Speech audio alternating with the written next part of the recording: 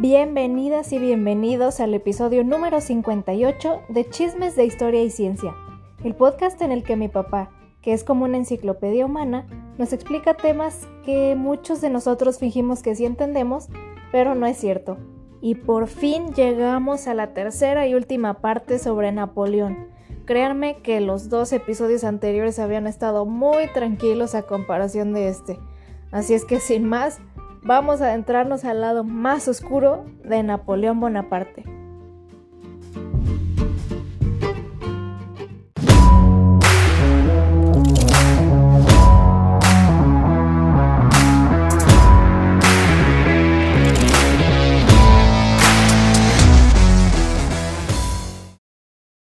Hola, esta es mi hija Rubí y yo soy Fernando Navarro. ¿Qué onda? De nueva cuenta estamos aquí platicando una historia de la cual ya habíamos mencionado un par de capítulos. Es sobre el gran Napoleón Bonaparte. Que el de gran yo lo considero, pero más hay algunas acciones que pudieran denostar su figura. No pudieran, lo han hecho. Es más, Thomas Jefferson era alguien que detestaba a Napoleón. Entonces, ¿le tenía envidia?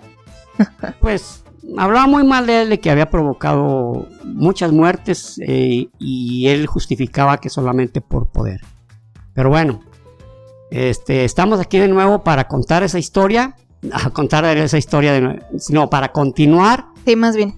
la historia de Napoleón Bonaparte. Tercera parte. Napoleón Bonaparte, tercera parte. Y ahora sí, y última parte, para que no crean que ya todos son se la quieren prolongar. Habían dicho que 2, y ahora que 3, y ahora que me falta que más haya una cuarta. No, ahora sí ya, ahora sí es la última parte. Pretendíamos que fuera, primero sí habíamos pensado que en una, sí. Y luego nos dimos cuenta, no, pues van a tener que ser 2. Que sean 2.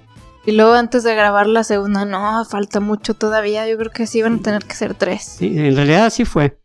No, o sea, es que el tiempo tiene muchísima historia que contar. Ok. Sí, así miren, es.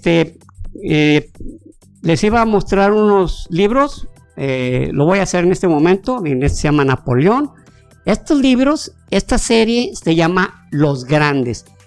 Son series muy económicas, se venden y son de personajes archirreconocidos. Entonces lo encuentras.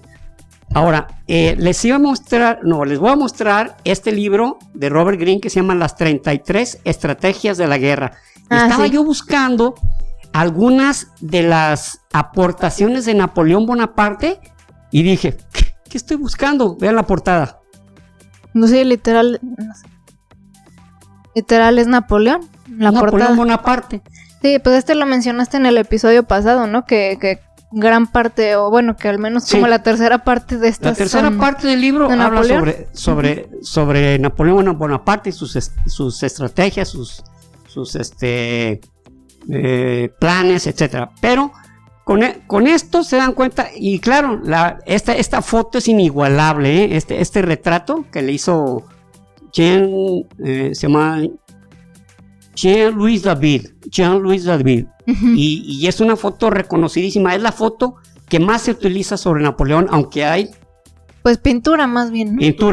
Pintura, hay miles. Sí. Y no miento, hay miles. De hecho ya pues viendo los videos, y verán que les puse diferentes pinturas de Napoleón, que entre la manita acá, como decías, y todo eso. Sentado, parado, comiendo, ordenando. No. Les faltó que el tipo estuviera haciendo sus necesidades en el baño. Pero pues es algo de muy mal gusto y no lo hicieron, pero la realidad es que solo eso les faltó. Muy bien, Napoleón Bonaparte, habíamos quedado que en 1810 él se casó con María Luisa, la hija del rey Francisco I de Austria. tuvieron un hijo que él le puso pues, Napoleón, ¿verdad? Napoleón. Es Napoleón II, que él le puso el rey de Italia. Sí. El rey de Roma, perdón. Rey de Roma. O sea, en realidad sí digo, rey de Roma. Pero en ese mismo contexto hay un antecedente.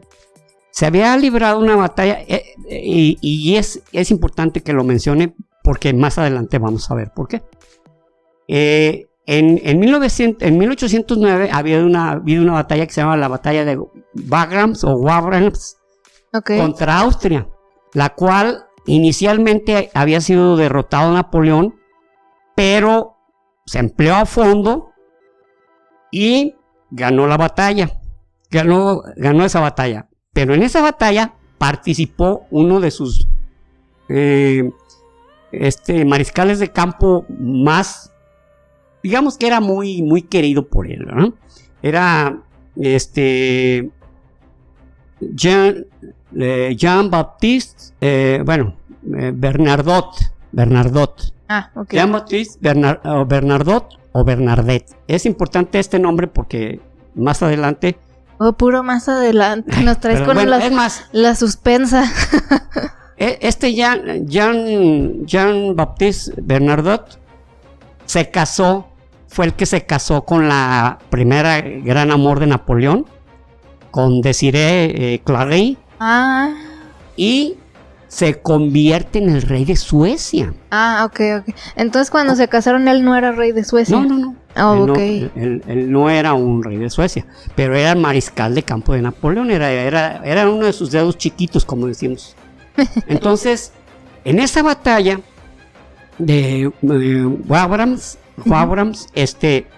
comete un error de por un uniforme que traían también los mismos sajones que estaban a su mando.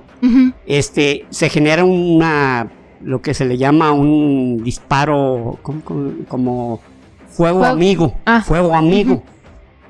por otros que también estaban, por otro grupo de soldados que también estaban vestidos de color blanco, y los hace que se retire. Entonces Napoleón lo fastidió inmensamente eso, lo enojó muchísimo y lo degrada. O sea, Napoleón no se andaba con cosas, lo degrada.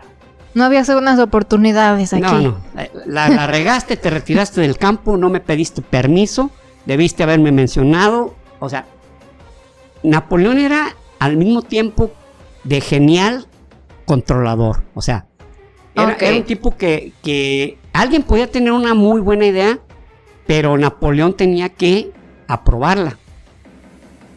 A menos que esta idea fuera tan genial que hiciera algo notable, entonces Napoleón le daba sus palmaditas. Muy bien. Buena iniciativa. De otra manera, no, cálmate, no tenía que ser, o que hubiera sido algo que no pasó, que hubiera pasado desapercibido, o no hubiera sido relevante, les ponía sus regañadas. A ver, ¿qué andas haciendo? ¿Qué tal si te pasa esto? ¿Qué tal si pasa esto otro? Pusiste en riesgo al ejército. Pues sí, ahí no había nada del otro mundo. Pues cualquier persona normal le puede gustar. Si tiene iniciativa y funciona, pues les gusta. ¿Sí? Y si no, no. Si no, les ponen un cagazón. Pero eso Napoleón no es tan de buen líder, la verdad. Sí. Pero Napoleón era ultra genial. O sea, su gente creía ciegamente en él. Sí. Bueno, pues resulta que también en 1800, al degradarlo, él queda muy resentido. Pero él tuvo una actitud en una batalla en 1807, donde pelearon suecos, y él los tomó prisioneros y los trató muy bien. O sea, trató a los prisioneros, les dio muchísimo respeto, y curiosamente los suecos le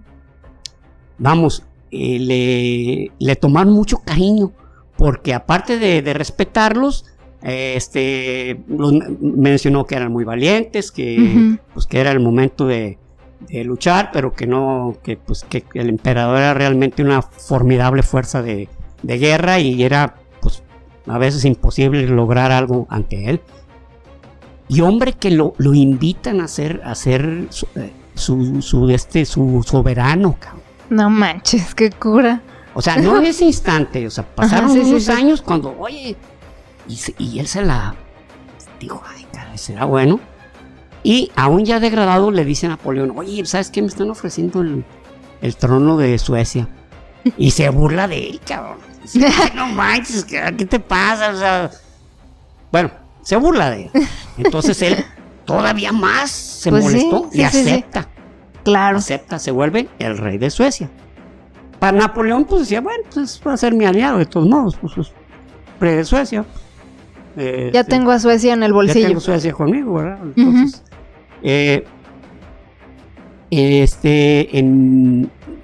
ya en 1811, ya Napoleón está haciendo, comportándose de cierta manera tranquilona, ¿no? O sea, ya él tenía su niño, ya con su esposa, ya inclusive escribía que, pues que él ya, yo creo que ya se andaba retirando de la vida castrense, porque pues ya lo llamaba, disfrutaba más estar con su esposa y con su niño. Claro, ya sentando cabeza, pues. Por así decirlo, ¿no? Pero él era un soldado, era un guerrero. Sí, exacto. Entonces, en ese tiempo hubo una serie de acontecimientos. Desde 1807, ya el rey Alejandro I sería su gran amigo, después de haberlo derrotado, pero se hicieron grandes amigos, ya cuatazos del alma. Camotes ya. No, se hablaban. Hay una pintura donde se están dando un beso en la boca prolongado, ¿verdad? Y los demás nomás viendo ahí. Digo, ¿Cómo sabes que es prolongado? pues porque en la foto se ve que no se mueven. No, ¿saben qué? Lleva años ese beso. Lleva años ese beso. Hay una foto que sí fue muy prolongada y que inclusive, un beso que fue muy prolongado y que le hicieron una pintura donde estaba en la época comunista, en la época de la Guerra Fría, Leonid Brezhnev, que era el primer ministro o el secretario general del Partido Comunista Ruso, y el líder en ese momento, o presidente de la República Democrática Alemana, o sea que eran comunistas, yes. Erich Honecker. Y están Leonid Brezhnev y Erich Honecker dándose un beso y duraron un rato, así, con la boca, sí. Hay una foto famosa de eso.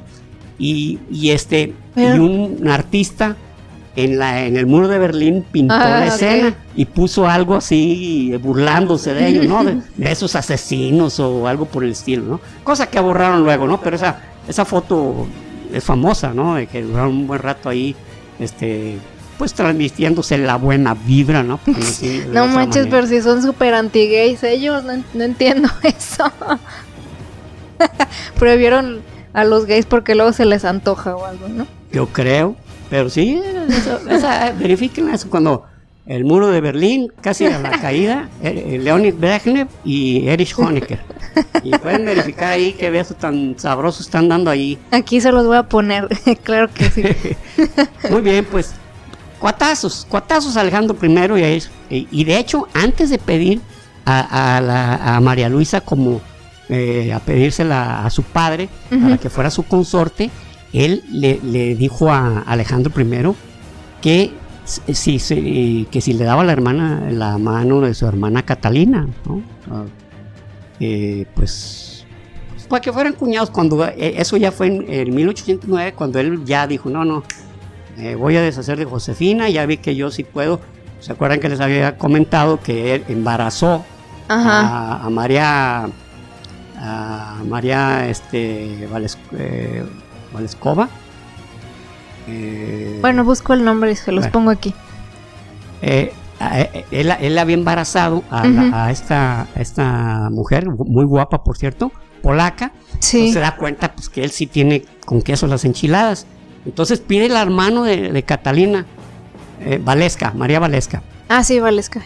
Le pide la mano a Alejandro y Alejandro le dice, no, güey, pues es que... Eres un viejo de 40. O sea, él le dio algunas razones que pues, son diferentes religiones. Yo no le puedo imponer eso a ella, aunque, o sea, respetó le hizo saber que él respetaba lo que ella quisiera, cosa que no es cierto, pero yo creo que no, yo creo que dijo, no, o sea, somos cuates, pero cuñados, no mames, no te crees, no. No, pues ¿cuál? No te quisiera, ¿verdad? Uh-huh. Y hubo otro suceso, o sea, para Napoleón fue como un desprecio. Sí, obviamente. Sí fue un desprecio para él, pero hubo también un tratado que habían hecho en 1807, el Tratado de Tilsit, donde Napoleón se comprometía a ayudar al rey al rey Alejandro, de Austria, Alejandro I de Austria, de Rusia. Ah, o sea, al zar, es cierto, al zar Alejandro le dijo, ¿sabes qué? Estaba en guerra, tenían años en guerra con el Imperio Otomano, no digo que décadas, pero tenían, no sé, 6, 7 años de guerra. Ajá. Entonces Napoleón dijo, ¿sabes qué? Yo te voy a ayudar en esa guerra, contra esos otomanos, malandros. Mugrosos. Para que te apliques. Y a su vez, Rusia se comprometía a integrarse al bloqueo contra Inglaterra. Ah, ok. O sea, claro, nada es gratis. Nada es gratis. No, pues salía más ganón él. Entonces, resulta que el Imperio Otomano le llega a la paz con el zar Alejandro y dice, pues es que ya vamos dejándonos de peleas. Bueno, hubo razones suficientes para llegar a la paz, y Alejandro I, que no creen que se sentía muy cómodo con ese bloqueo, dice abiertamente, ¿sabes qué? Se acabó el bloqueo contra la Gran Bretaña, no voy a seguir con esto.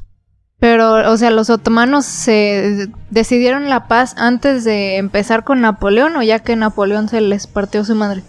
No, Napoleón no había peleado contra los otomanos. Ah, ok. No había peleado, sino que le dice, yo te ayudo. Ajá. Ah, entonces no llegaron a hacer su intercambio de favores, pues. Yo te ayudo. Si sientes que hay una invasión así muy agresiva, yo participo. Claro. No hubo necesidad, llegaron a la paz, que de hecho no era una lucha muy profunda, muy abierta, y que posteriormente pues volvieron a luchar, si se acuerdan, en la guerra de Crimea en 1870. Otra vez Rusia contra el Imperio Otomano. Pero bueno, esa es otra historia. Esa es otra historia. Entonces, ya Napoleón dijo, o sea, eso es algo que le caló mucho a Napoleón. Ay, rajón, mano. Choto rajón, cabrón, ya habíamos quedado. Porque si algo traía Napoleón era verdaderamente atravesados a los ingleses, a los británicos. Él quería tronárselos. Entonces, empieza una serie de intercambios donde él está reclamando que se haya rajado, que se haya retirado de eso. Uh-huh. Y luego pues no le dio a su hermana, como dice la canción de La Bamba, para ser mi cuñado se necesita que me des a tu hermana, y no le dio a su hermana. Le valió, no quiso cantar La Bamba, dijo, no. Entonces ya había mucha fricción. Napoleón empieza, se puede decir, como a amenazar a Alejandro, y le dice, ¿sabes qué? Pues si es necesario vamos a llegar a las armas, tú y yo, que somos como hermanos. Y Prusia, que era parte en ese tiempo, se puede decir, era aliado de Napoleón, le dice, ¿sabes qué? Yo me declaro neutral. Y luego el rey de Suecia, Bernadotte, su ex amigui, yo no me meto. Yo no voy a ayudarle a Napoleón. La traición, hermano. O sea, todos lo dejaron abajo. O sea, dijeron, no, ¿sabes qué? Estaban como dicen, no, ya párale, o sea, tenemos que hacer tus caprichos, ¿eh? Y sí, era capricho, la verdad. Entonces, pues ya párale. Napoleón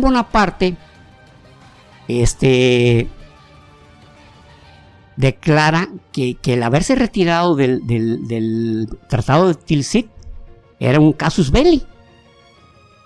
Que bien pudo haber sido otra cosa, pero para él ese fue. ¿Sabes qué? Maestro, me saliste del huacal y voy a tener que salir a... Vamos a ponerte unas trompaditas. ¿Quién dice? Pues yo, fíjate. Y bueno. Y en ese tiempo, a principios de 1812, Napoleón juntó 690,000 soldados. O sea, en todas las guerras de Europa, nadie había juntado un ejército tan grande como Napoleón, sino hasta que empezó la Primera Guerra Mundial y la Segunda. Hasta entonces se veían ejércitos de ese tamaño. Nunca se había visto una fuerza de ese calibre, pues. Porque, sí. Entonces, y se lanza en junio, el 24 de junio, a atacar Rusia. Uh-huh. Y el zar Alejandro, pues, en ese momento tenía al general Mikhail Buklay.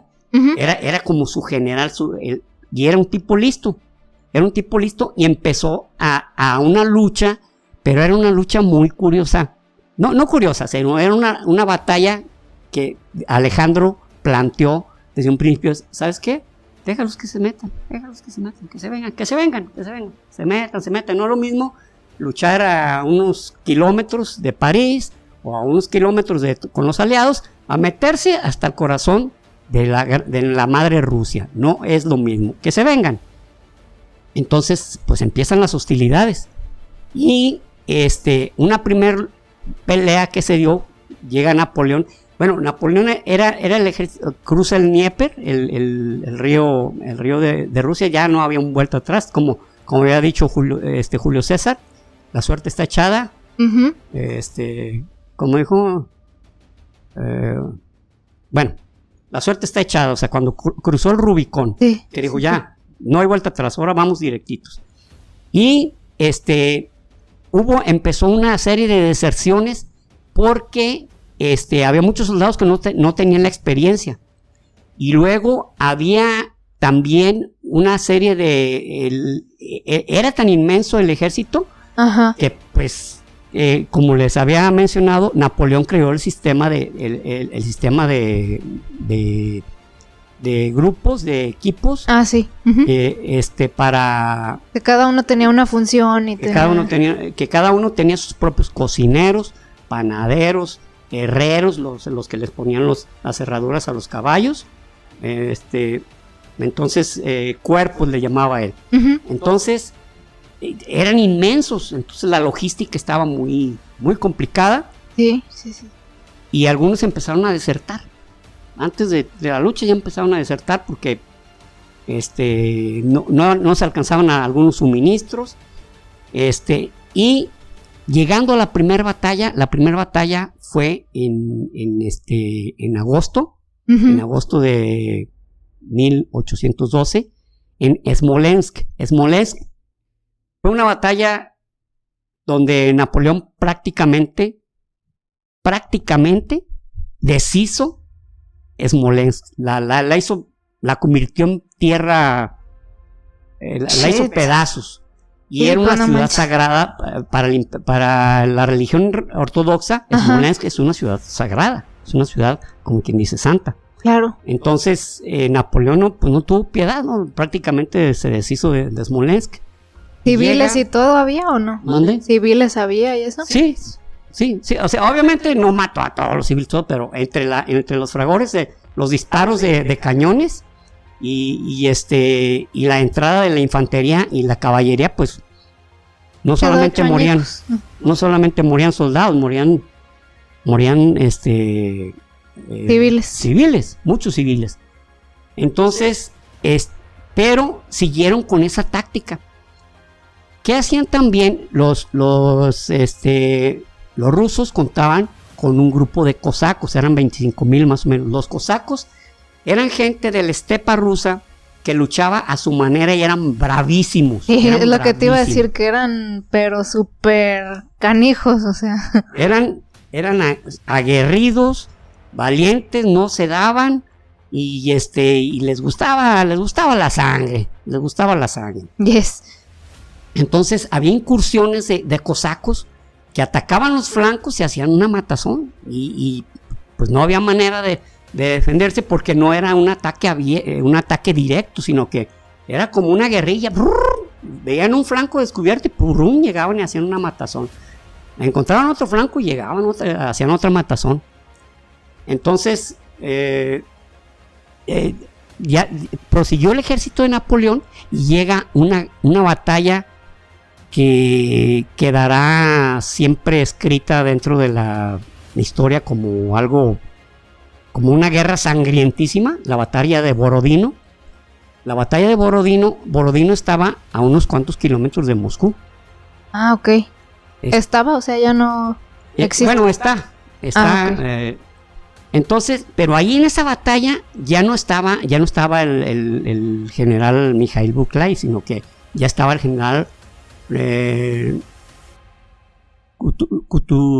Tulu. Kutuzov. Él era veterano. Kutuzov ya era un veterano de guerra. Él inclusive había participado desde 1805 en algunas batallas y ya más o menos ya de alguna manera conocía el modus operandi, por llamarlo de una manera, de Napoleón, y conocía ya muchas tácticas de Napoleón, conocía ya muchas reacciones, y a él puso a Alejandro a pelear. Okay. Y le presentan una batalla a Napoleón donde hubo zonas que también le llaman la batalla del río Moscú, porque ahí estaba cerca. Ajá. Donde en 6 ocasiones cambiaron llamémosle de ejército dominante en algunas zonas. O sea, llegaban, le partían su madre, y luego llegaba el otro y lo tumbaba, y luego llegaba el contrario y lo tronaba, llegaba el otro y lo tronaba. Ay, güey. Una matazón terrible. Y en esa batalla, para Napoleón, a los días ya pudo continuar hacia Moscú, pero el balance había sido 40,000 muertos rusos y 35,000 muertos franceses. Entonces, pues estaba parejón el pedo. Fue parejo, o sea, prácticamente fueron los mismos. Y para los rusos fue un triunfo. Con los años se convirtió como en una guerra, o sea, había muertos por toda la ciudad. Y no, imagínate. Los medio enterraban y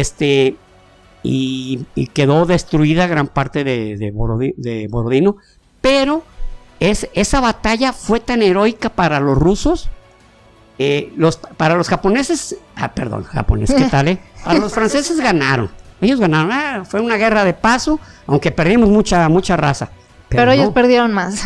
Pero para los rusos no, para los rusos fue una batalla heroica porque detuvieron al ejército que quién sabe cuántas veces cambió de bando, algunas de las zonas, por la batalla tan feroz, tan heroica que dieron los rusos.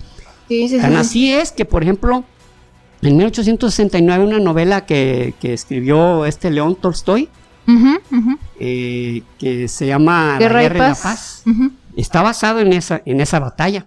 En esa batalla, en ese libro relata 5 familias que son de la alta sociedad rusa, y cómo se ven envueltos en la vorágine de la guerra, ¿no? Y familias adineradas que lo pierden todo. Exactamente. Sí.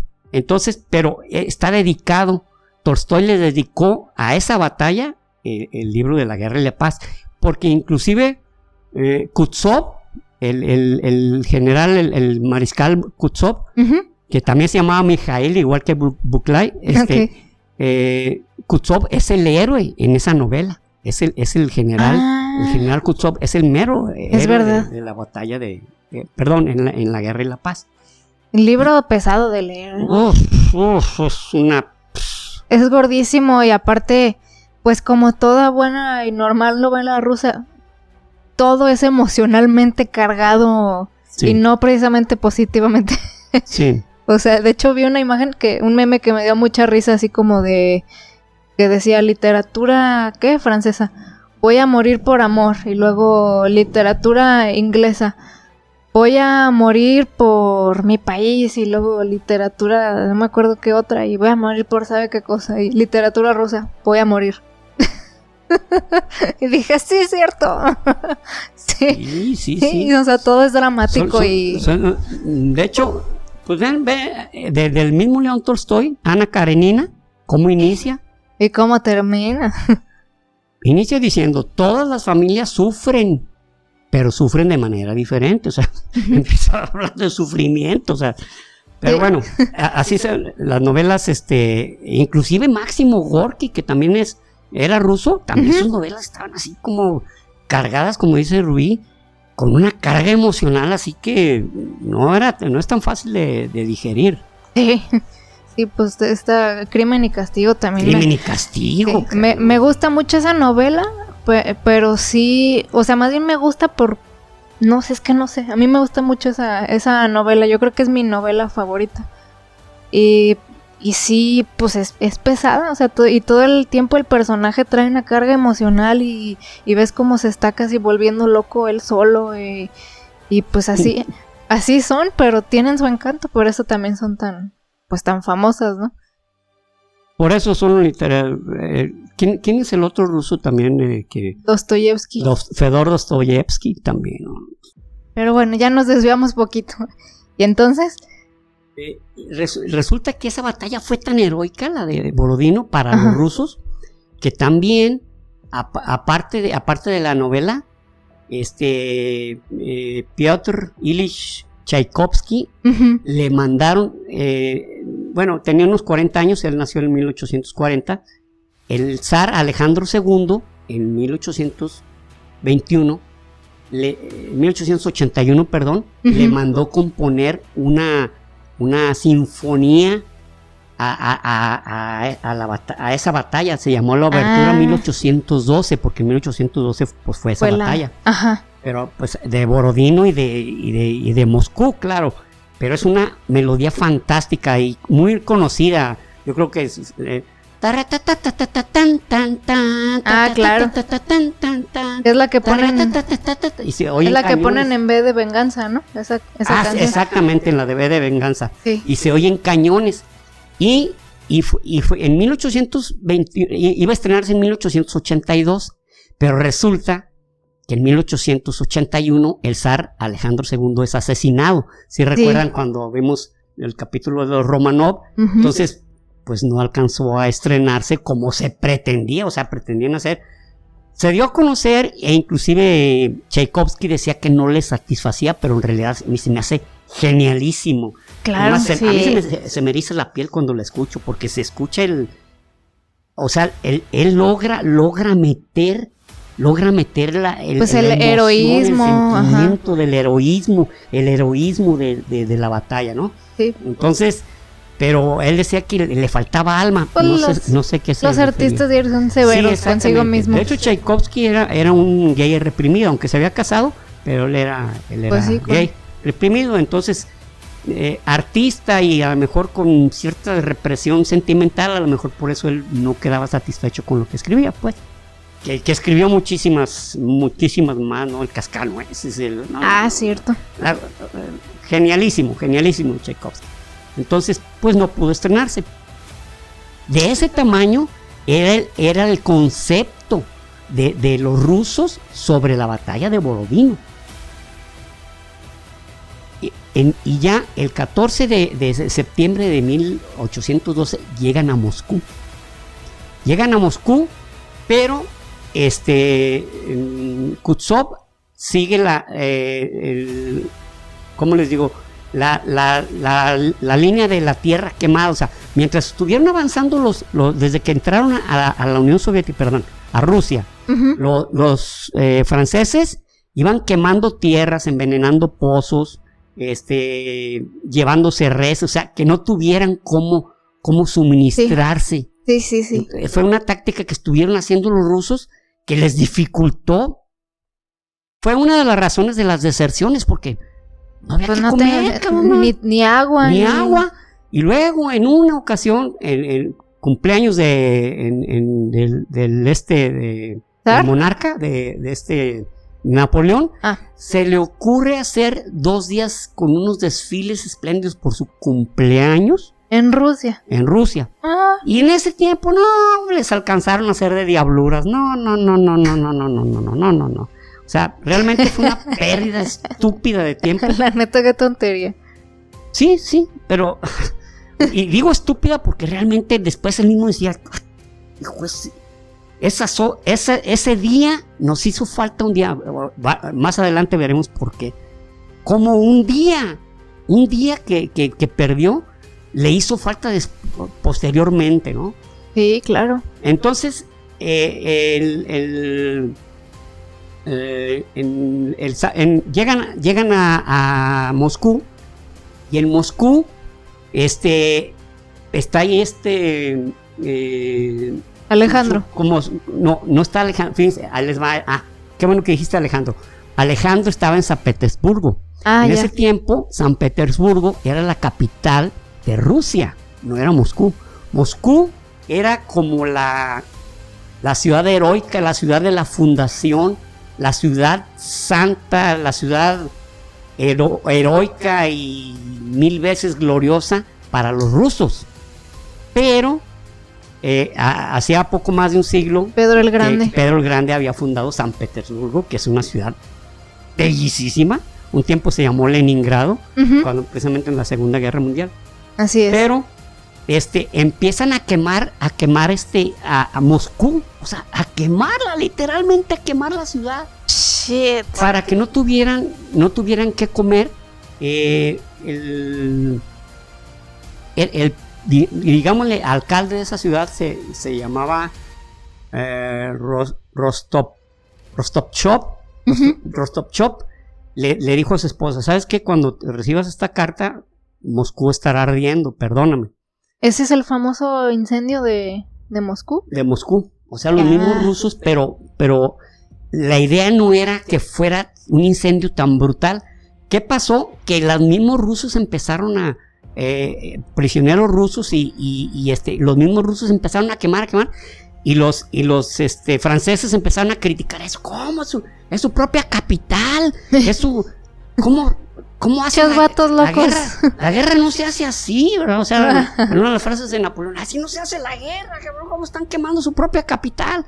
Entonces, imagínense a la distancia que ya estaba de Francia, el ejército de Napoleón. Ya habían muerto más de 130,000 soldados de Napoleón. Shit. Luego, ¿dónde se meten? La ciudad prácticamente ardió algunos días, aunque Napoleón pasó por las armas a varios incendiarios, que eran de todo tipo, eran gente, o sea, muchos eran inocentes. Se habla de que pues simplemente agarraban chivos expiatorios, porque estos fueron, cómo no, pum, los mataban o los ensartaban con las bayonetas, como castigo. Y le manda, entonces, Napoleón encuentra entre los habitantes a una persona de alto rango que no alcanzó a huir, y le dijeron, oye, pues ¿sabes qué? Pues te agarramos, resulta que quisiste escapar, no lo lograste. No, pues sabes que es cierto. Ok, llévale por favor esta carta al zar Alejandro I, por favor. Entonces dijo, pues no sé si me la quiera recibir, pero bueno, no es importante el diálogo. La cosa es que él se la lleva. Se la lleva y le sirvió de salvoconducto, porque ya pudo pasar entre el ejército de Napoleón sin que pasara nada. Entonces el zar estaba sufriendo porque la gente decía, uy, ¿cómo es posible que estén haciendo esto? Quemaron nuestra capital. Entonces el zar aprovechó para decir que los franceses habían quemado Moscú, y le llamó el anticristo, el agente del diablo, el ser más perverso del mundo, quemó nuestra capital, nuestra sagrada capital. Vamos a rezar por aquellos que murieron y porque recuperemos pronto. Entonces la gente estaba enardecida, cabrón. Sí, no manches. Ches puercos, cabrón. O sea, y él por dentro así de, si supieran, o sea, que fuimos nosotros. No solamente se metieron, sino que queman nuestra capital, o sea. Pero pues él sabía que no era cierto, pues. Exactamente, pero eso lo empezó a hacer él porque la hermana, Catalina, le empezó a decir, ¿sabes qué? Tú suelta, ¿cómo dejaste que quemaran la capital? ¿Sabes qué? Es que Kutuzov parecía buena idea. Y luego pues como el presidente municipal, el alcalde, lo hizo porque unas de las órdenes eran no dejarles nada que pudieran ser útiles, pero no quemar la capital. O sea, en realidad ahí se le olvidó decir, pero no vayan a quemar Moscú. O sea, escondan o llévense las cosas, la comida, pero no, o sea, la hicieron, pero bien efectiva, ¿no?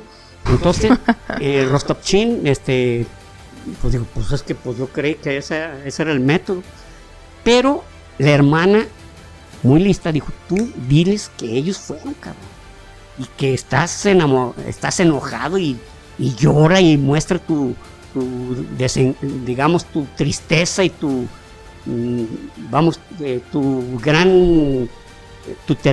terrible sentimiento de desgracia porque nuestra capital, porque Moscú fue incendiada. Sí. Entonces, pues ya la gente, ya hasta los mismos campesinos estaban haciéndola de partisanos, o sea, se agarraban soldados y los mataban, los empalaban. Ay, güey. Sí, los decapitaban. No. Y luego las incursiones, ya los mismos franceses ya no estaban seguros porque tenían que tener algunas casas de campaña y en algunos lugares meterse, pero había incursiones todos los días de señoras, señores, adolescentes, cosacos, y a matar franceses. Estaban totalmente inseguros. Y luego se empezó a escasear la comida, cabrón.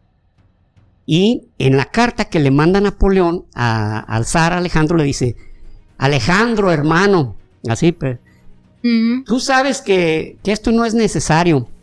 Tenemos que, hay gente que quisiera que estuviéramos en pleito, pero tú y yo, sabes que podemos, llegar a un acuerdo. Y luego dice, el acuerdo, jamás, no le contesta. Le vuelve a escribir, no le contesta. Entonces, en visto. Entonces, pero el zar sabía que se acercaba el invierno, cabrón.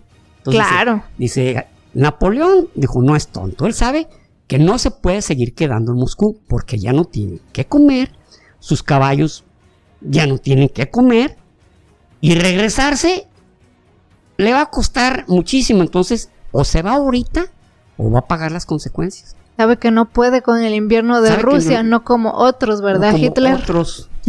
Bueno, que sí, efectivamente, pero aunque acá pues, se entretuvo los soviéticos, perdón, en la Segunda Guerra Mundial, se entretuvieron por la tenacidad de los soviéticos, y acá fue porque Napoleón pues estaba esperando que se rindiera. Ya estamos en tu capital, estamos en Moscú, o sea, ya ganamos, ¿verdad? Hello, ya ganamos. Y todo su ejército muriéndose. Hello, ya ganamos. ¿Verdad que sí ganamos? Era algo irónico. Estaban en el corazón de Rusia.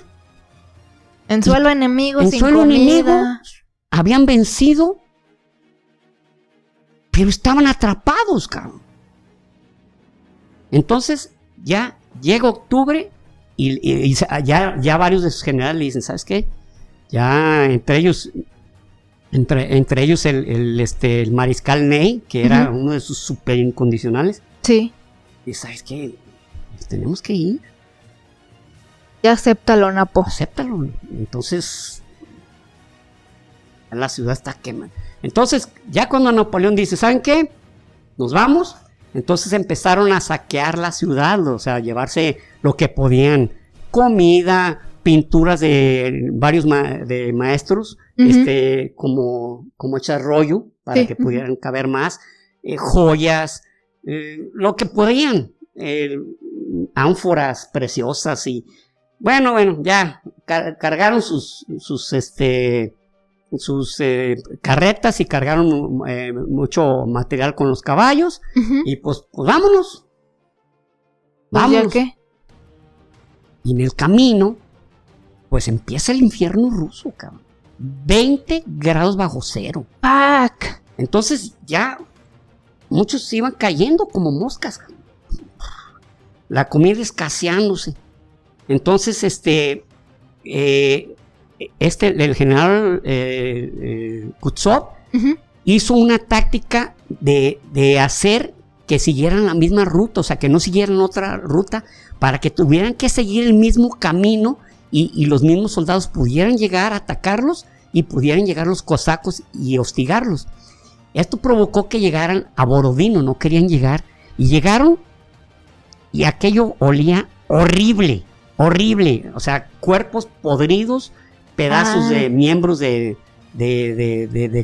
soldados muertos, cabezas, o sea, como había llovido, como el invierno ruso empieza con lluvias, Ujú. entonces las sepulturas improvisadas que habían hecho, Ya. habían destapado cadáveres, entonces Oh, y shit. prácticamente los hizo que pasaran por ahí, era como, mira, No cabrón, lo que mames. hiciste, ¿no? Claro, sí. Y siguió Napoleón, muchos cayendo muertos, pero tenía una esperanza en Smolensk, Ujú. había dejado un grupo de soldados y les dijo, aquí, cuando vengamos de regreso, esta comida, estos alimentos, pues son para los que vayamos llegando. para los que tengamos que regresar, porque se supone que iba a dejar un grupo de soldados Ahí cuidando rancho. cuidando rancho y los demás. Y llegan y resulta que quienes estaban ahí, pues prácticamente se estaban acabando los alimentos. Pues sí, es que también que esperaba. Sí, entonces llegan y pues los demás ya con una gran esperanza de vamos a llegar y ya va a haber comida. Y mientras tanto iban cayendo congelados. Caían congelados y algunos tenían, por ejemplo, se les congelaban las manos o los pies. ¿Se les caían dedos o qué? Y por ejemplo hacían un movimiento, tronaba la mano y caía. Ay, no mames. Se Ay, les pegaban las pestañas. Si había un ataque cosaco, sacaban sus espadas y ya no se podían despegar de ellas. Por el acero tan frío y quedaban casi adheridos a ellas. Estaban pasando las cosas más espantosas que jamás en su peor pesadilla pudieron haber imaginado. Y No mames. algunos soldados iban cayendo y algunos todavía no morían, estaban dando sus últimos suspiros y les quitaban la ropa para abrigarse, cabrón. Sí. Abrigarse lo más posible. Tú ya te estás muriendo, préstame tu abrigo. Sí. No manches. O sea, estaban ahí medio muriendo Ajá. y les quitaban. Y hubo un soldado que su apellido era no recuerdo, pero escribió un diario muy completo de cómo iba pasando muchas cosas. Entre unas de ellas dice que tenía una papa y que dice, ese día me sentí el ser más miserable porque estaba viendo a mi alrededor compañeros muriendo de hambre y no les quise compartir. Dice, pero lo mismo era para mí, era un pedazo de hielo, no podía ni siquiera morderlo, cabrón. Cabrón. Dice, fue un día terrible para mí y dice, pero yo sabía que no me podía quedar dormido o descansando porque en el sopor te quedabas ahí congelado. Ahí te quedabas. Entonces pasan Smolensk, ya casi sin nada, estaban muriendo, estaban cayendo, pero como moscas. Ya van a llegar ya entonces Kutsov recibió órdenes de Alejandro, ¿sabes qué? Agárrame a Napoleón. Ya, ahorita está en un momento súper vulnerable el güey, sí. Está vulnerable, agárralo. Ya iban menos de 100,000 soldados, de 690,000. No manches. Y llegan a una ciudad donde hay un río que se llama el río Beresina. Ajá. Llegan al río Beresina y resulta que Kutsov sabía que solo por ahí podía cruzar. Y dice, aquí lo voy a agarrar. Ujú. Aquí lo voy a agarrar. Y destruye el puente. Destruye el puente. Entonces, desesperados, les dice Napoleón a su gente, ¿saben qué? Busquen un cruce. Y se encuentran un campesino mojado hasta el cuello. Dicen, pues él cruzó por algún vado. Ujú. Ya vieron más o menos por dónde. Y también vieron que tendrían que los iban a esperar. O sea, Napoleón anticipó eso. Dijo, ahí nos van a esperar. Exactamente ahí donde queremos cruzar, ahí nos va a esperar Kutuzov. Entonces les dijo a su ejército, a sus ingenieros pontoneros. Los pontoneros son los que hacen puentes así rápido para que puedan cruzar los ejércitos. Órale. Metiéndose al agua a 20 grados bajo cero, trabajando con témpanos de hielo que los cortaban. O sea, aparte de la congelación, sí, pues es bien filoso. Los desgarraban. Entonces, los pontoneros trabajaron valientemente, pero dice Napoleón, ¿sabes qué? Vamos a hacer esto. El puente que ellos deshicieron, lo vamos a rehacer, pero lo vamos a rehacer bien reforzado. Oiga, su majestad, pero... Espérenme. Pero por otro lado, en este otro punto, vamos a hacer 2 puentes. Uno por donde van a pasar la artillería y todos los elementos de guerra, así como los carretas, etcétera. Uh-huh. Y por el otro lado va a pasar la infantería y la caballería. Okay. Y acá vamos a seguir trabajando en el puente. ¿Era como una distracción? Era una distracción. Entonces, aquí lo genial de Napoleón era que estaba en el peor momento de su vida en la guerra, cabrón. Muriéndose su gente, cayendo, y no perdía la cabeza. No perdía la cabeza, o sea, el tipo seguía teniendo ideas geniales. O sea, esto es realmente sobresaliente, por no decirlo de una manera. Sí, no manches, pues yo ya estaría pensando en, no manches, no tengo nada de comer. Rindémonos, vamos a rendirnos y que nos den de comer y la chingada, ¿no? Bueno, que para esto ya los rusos habían tomado 130,000 prisioneros y algunos de esos que se llevaban pues murieron en el camino y otros se hicieron ciudadanos rusos, pero pues es una historia que fue pasando con el tiempo. Pero 130,000 prisioneros en un rato, o sea, porque decían, no tenemos nada, no tenemos ni qué comer, ni con qué pelear, nos damos. Sí. Entonces, para esto Napoleón dio una orden. Quienes vayan a pasar por los puentes van a ser los soldados que estén correctamente equipados, perfectamente sanos y correctamente habituallados por el frío y todo eso. Todos los demás se van quedando. Entonces, dentro del mismo ejército iban panaderos, herreros, cocineras. ¿Había mujeres? Sí. Había soldados con sus hijos. No manches. Había inclusive algunas, muy pocas, mujeres que se enamoraron de soldados franceses y iban con ellos, cabrón. O sea, rusas que se enamoraron de rusas que se enamoraron de... Y no, pues yo te sigo hasta el fin del mundo. Pues sí, exactamente.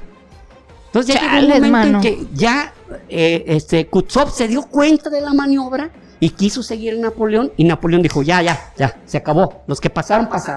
Y queman los puentes. No, era horrible cómo gritaban las personas, de que se estaban quemando. Los quemó con todo y gente arriba. Aquí, quémalo para que no pasen estos cuates. Entonces, murió muchísimos civiles que iban con el ejército de Napoleón. Te digo, gente civil, o sea, de ciudadanos normales. Ciudadanos de a pie que le dijo, ¿sabes qué? Ya, aquí vamos a pasar estos y estos no alcanzaban ya a pasar, quemaron los puentes, y la gente iba cayendo con todas las mujeres, con todos sus niños al río, convertidos en antorchas. Ahí terminaba su sufrimiento porque se iban a morir de hipotermia. Uh-huh. Y vámonos, y a seguirle.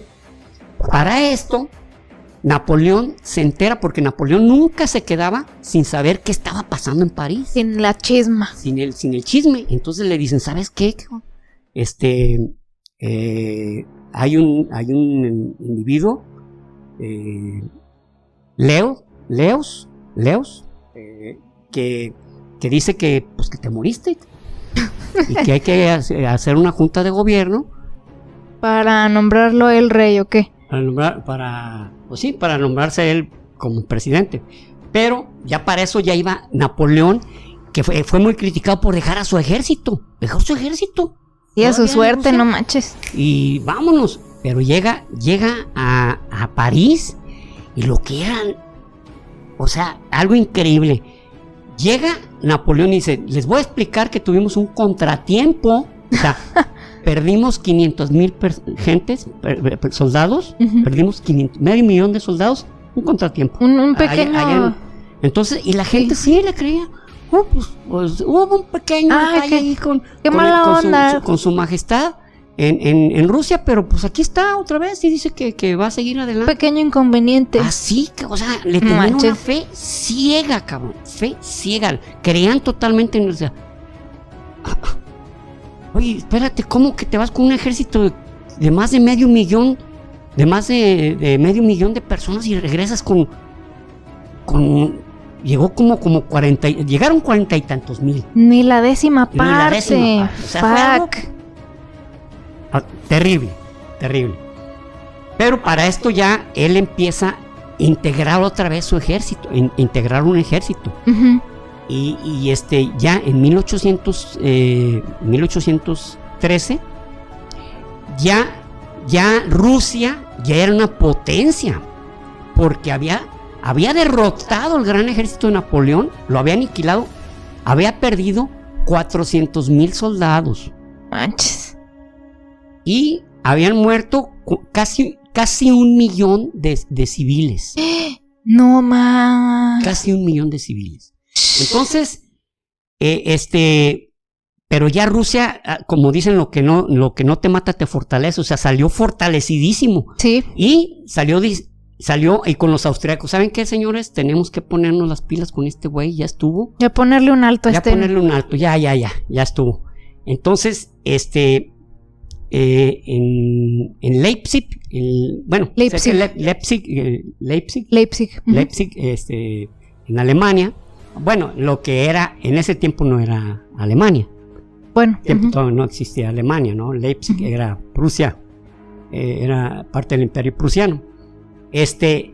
Se unen, llega Napoleón, llegó a juntar Napoleón 160,000 soldados, o sea, ¿cómo le hacía? No más. Era increíble el fanatismo, que era la devoción que le tenían a Napoleón, cabrón. Sí, era ya vi. Increíble, o sea, ¿dónde están todos los demás? No sé, pero dice el emperador que hay que volverse a juntar para partir la madre. Pues así vamos, ¿qué puede pasar? Vamos a darle. Él nunca pierde.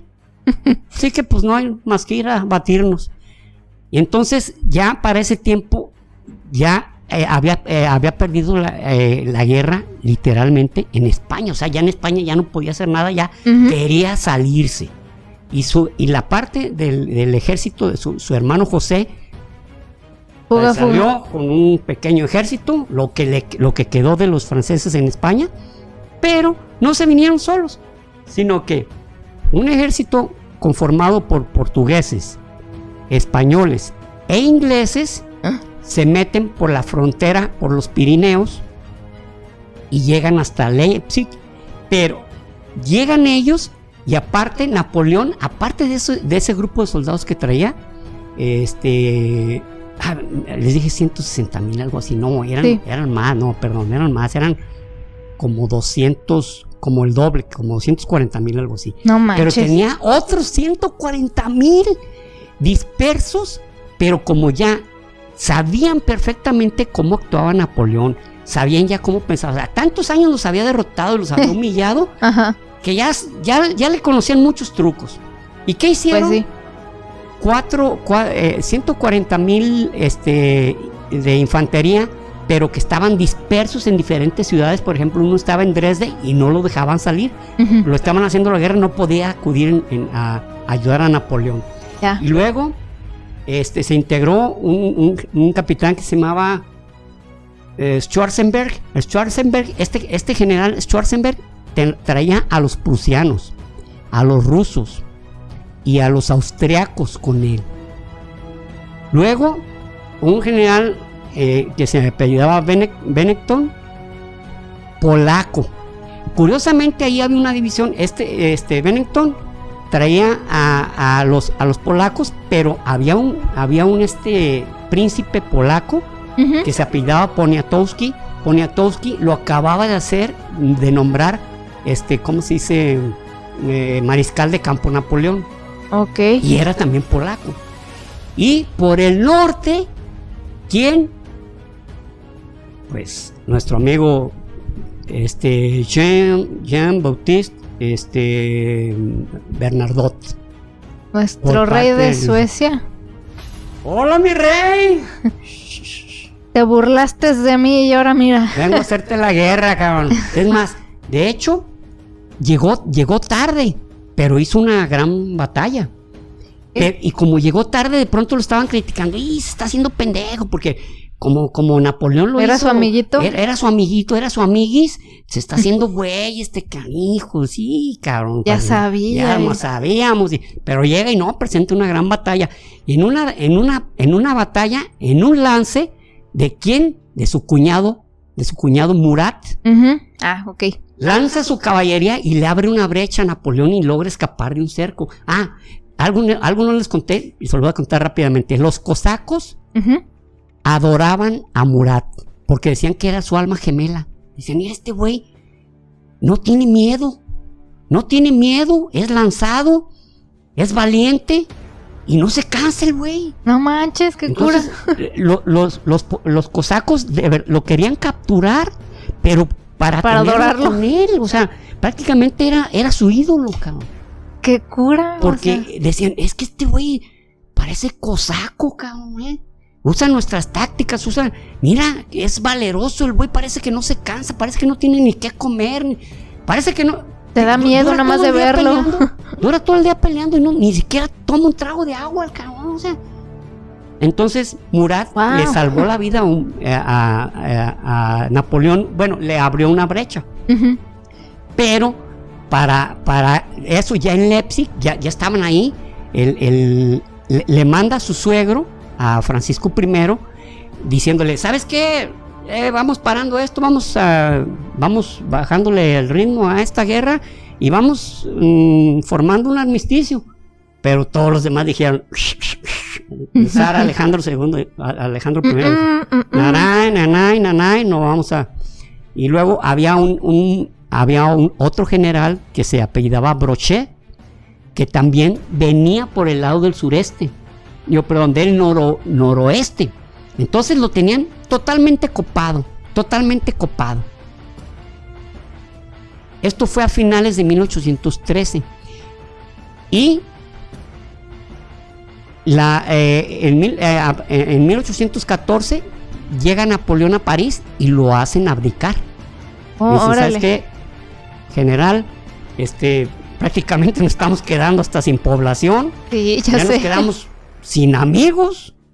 Y nombran como rey a Luis XVIII, hermano de Luis XVI que habían guillotinado.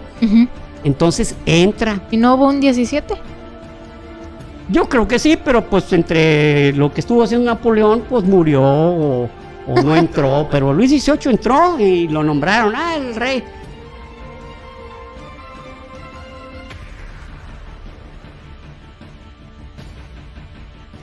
Porque una de las cosas que peleaban los demás monarcas era que Napoleón no era un rey. Tenía sangre real. Aparte de no tener sangre real, había instituido un país muy diferente a lo que era que un rey fuera prácticamente el dueño de tu vida. Entonces, era algo que entonces lo ponen a Luis XVIII, que pues no sabía ni madre de gobernar, pero pues igual era de los Borbón, que ellos sí merecían estar ahí. Y toman, para eso ya cuando le piden a Napoleón, ¿sabes qué? Pues maestro, esto se acabó la que ya la canción, no te queremos, güey. Ya no puede seguir, ya el parlamento lo degrada, lo hace abdicar. Napoleón ya había visto ese momento y Napoleón siempre traía entre como una especie de saquito donde traía veneno. Era como un líquido. Entonces lo traía bajo sus ropas y lo agarra y se lo bebe. Pero tenía tanto tiempo con ese líquido Ya estaba que no añejo. lo mató, pero le puso una pinche diarrea de la muerte, cabrón. No, una chorretiza. Ya tengo bien rosado el aniceto. Pero no sirvió como veneno. Pero bueno, Puta. finalmente, ¿qué es lo que hicieron? Lo mandan a la isla de Elba, enfrente de Italia. Y en la isla de Elba le permiten que se vaya un grupo de soldados con él, le permiten que se lleve sirvientes, le permiten que se lleve cocineros, una servidumbre, etcétera, etcétera, etcétera. Y estando allá, pues mucha gente fue a visitarlo, ¿verdad? No sus hermanos, pero sí sus hermanas. Y quiso visitarla a María Valesca, su examante, quiso visitarlo y le dijo él, no, porque se sentía avergonzado, no por otra cosa, sino porque se sentía avergonzado de las condiciones en las que estaba. Le decía, ve nomás, cabrón, de ser el emperador de Francia de y Europa, cabrón. Mira, me ponen aquí en una casita aquí con... Ya huelo feo. Ya todo le parecía, o sea, todo se le hacía ya amargoso, ¿no? Y no quiso que nadie lo visitara. Para esto, su esposa, pues se fue con su papá, con Francisco I, y nunca más volvió a ver a su hijo. Nunca más lo volvió a ver. Chale. Entonces, pero aguantó unos meses ahí en Elba y les dice a sus soldados, ¿saben qué? Esta cosa está medio aburridona. Vámonos a Francia otra vez. Pues agarran una embarcación y se vuelven a meter a Francia. Madres. En 1815. Llega otra vez y se le empiezan a unir soldados, cabrón. Se le empiezan a unir soldados y Luis XVIII en ese tiempo tenía como a su gran militar, al mariscal de campo Ney. Y le dice, ¿sabe qué? Vaya y aprecie a Napoleón.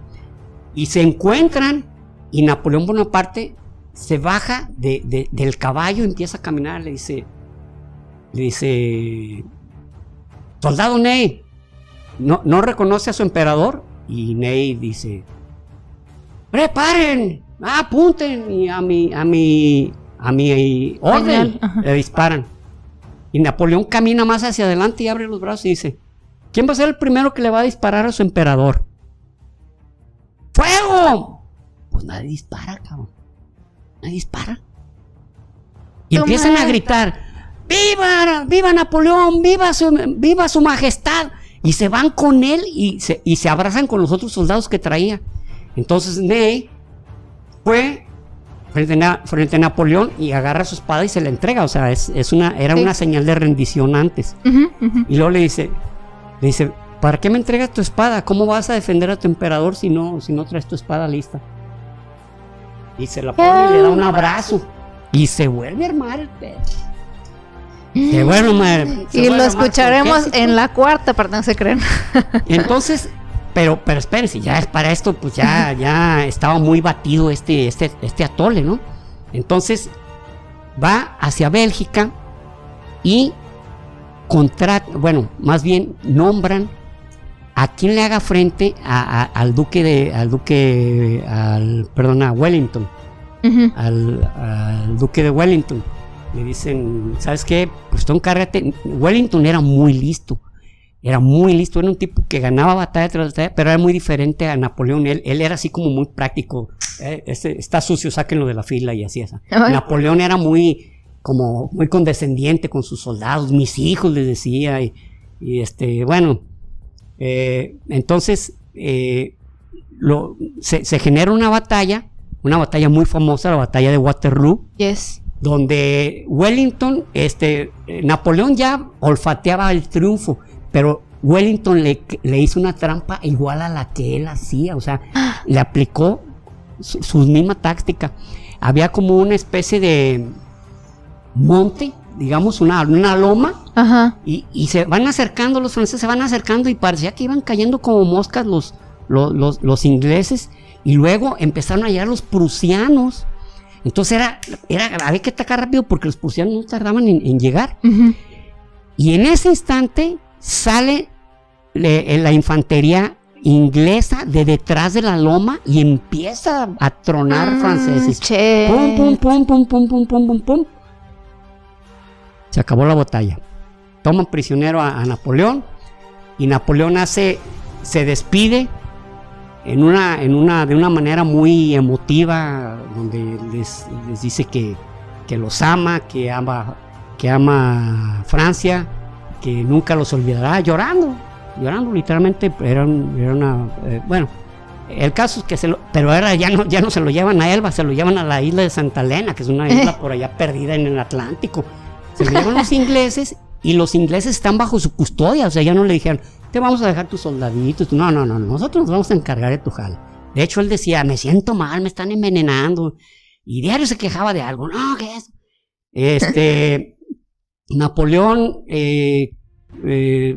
llegó un momento en que él decía que lo estaban envenenando, que él sabía que lo estaban envenenando.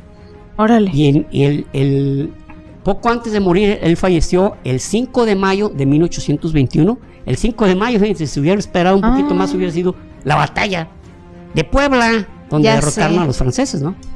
Bueno, mal día 5 de mayo para los franceses. Muere, y dicen que las últimas palabras que dijo fue: Francia, l'armée, su ejército, porque él le llamaba la Grande Armée. Es más, todo el mundo llamaba la Grande Armée, porque así le llamaba Napoleón. L'armée, Josefina, sus tres grandes amores: Francia, el ejército y Josefina. Nunca dejó de amar a Josefina. Lo hizo por circunstancias de dejarla fuera, circunstancias de que él necesitaba un heredero, pero nunca dejó de amarla. Wow. Fallece, y él había pedido ser sepultado cerca de un río, pero ya se lo llevan algunos años después, él ya se lo llevan a una tumba de los inválidos, se le llama el Palacio de los Inválidos. Y es una tumba, ¿sabe qué? Les Inválides se escribe. Les Inválides. Está muy imponente su tumba. Sí. ¿Verdad? Y como dato curioso, en el 2002, o sea, tanto decían de que, oye, se me hace que sí lo envenenaron los ingleses y la chingada, que en el 2002 le hicieron una prueba de su cabello. Ajá. Y sí traía arsénico. Ah. Sí traía arsénico, pero también dicen... Había arsénico en todas partes antes, ¿no? Sí, pero, o sea, más de lo normal. Okay. Pero lo que dicen es que como él estaba como enfermo de cáncer, que parte de la, por así decirlo, terapia o quimioterapia de ese tiempo era darles unas medicinas que tenían arsénico. Entonces dicen que realmente no está documentado perfectamente, pero creen que eso debió ser, porque ¿qué ganaban los ingleses con matarlo, verdad? O sea, con matarlo lentamente. O sea, lo tenían de todos modos ahí prisionero y todo, ¿no? Al menos que fuera maquiavélico para que sufriera, ¿verdad? Pero pues... no lo creo.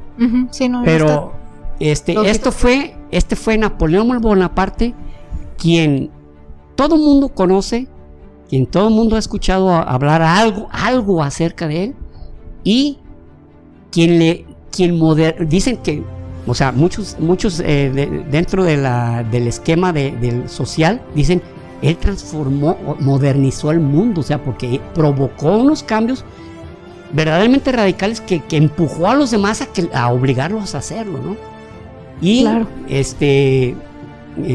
A la fecha es un individuo que crea diferentes sentimientos. Ahí dicen, pues, era un matón, era un asesinazo, era un no sé cómo se llama, megalómano, ¿no? Que nomás ambicionaba el poder. Sí. Pero otros veían que era un tipo verdaderamente genial. Esto creo que ya se los ha platicado, que podía él estar dictando, leyendo, dando una orden, escuchando a alguien atrás y al mismo tiempo pensando cómo iba a hacerle en la próxima batalla. Tenía algunas, sí, él tenía esa capacidad así. Él dormía 4 horas, él con 4 horas ya tenía. Con eso tenía para descansar. Él dormía 4 horas. Y tenía algunas fobias extrañas, tenía 2. Una de ellas eran los gatos. Él los gatos les tenía. ¡Quítenme ese gato de ahí! Por alguna razón. Y también con las puertas abiertas. Él Mientras él estaba en un lugar, las puertas tenían que estar cerradas. Y cuando alguien entraba, tenía que entrar, apenas abrir la puerta, entrar inmediatamente y cerrarla. No sabemos por qué. Eran sus fobias y las curiosidades de este gran genio militar. El genio militar por antonomasia. Uh-huh. Totalmente. Cuando hables de genio militar por antonomasia, Napoleón Bonaparte. Muchas gracias por escucharnos. Gracias, ahora sí ya fue el último episodio sobre Napoleón, pero espero que hayan disfrutado mucho estos episodios como nosotros, porque sinceramente pues es un personaje que pues se te caiga como te caiga, no te da igual, pues. No te deja indiferente. Ajá, no dices como, ay, Napoleón, ay, qué hueva su historia. No hay manera, o sea, o te parece súper interesante y admirable, o te parece, ve nomás, como cuando escuchas de algún dictador, que es algo horrible de escuchar, pero aún así es interesante la historia, ¿no? Sí. Entonces esperamos que hayan disfrutado, que hayan aprendido mucho. Y pues si fue así, les pedimos que pues se suscriban si no lo han hecho, que compartan, que nos recomienden con otras personas ahí, que conozcan y que, oye, pues escucha este podcast, ¿verdad? Está chido, está entretenido. Y pues dejarnos su like y comentarnos, y ya saben, si quieren se pueden unir al grupo de Facebook. Aquí en la descripción siempre les dejo el link para que se unan al grupo. Ahí compartimos memes y todo eso. Y seguirnos en nuestras redes sociales. Y pues bueno, muchas gracias. Y nos escuchamos y nos vemos el próximo episodio. Suscríbanse. Ha sido un placer conversar con ustedes acerca de este tema. Que como ya saben, y como siempre lo confieso, al final me quedo con el sabor de me faltó esto. Pero fíjense, aún así era ya muy complicado seguir con otro capítulo o mencionar algunas otras cosas más, ¿no? Así es. Bueno, muchas gracias. Gracias. Hasta luego. Y recuerden, prohibido dejar de aprender.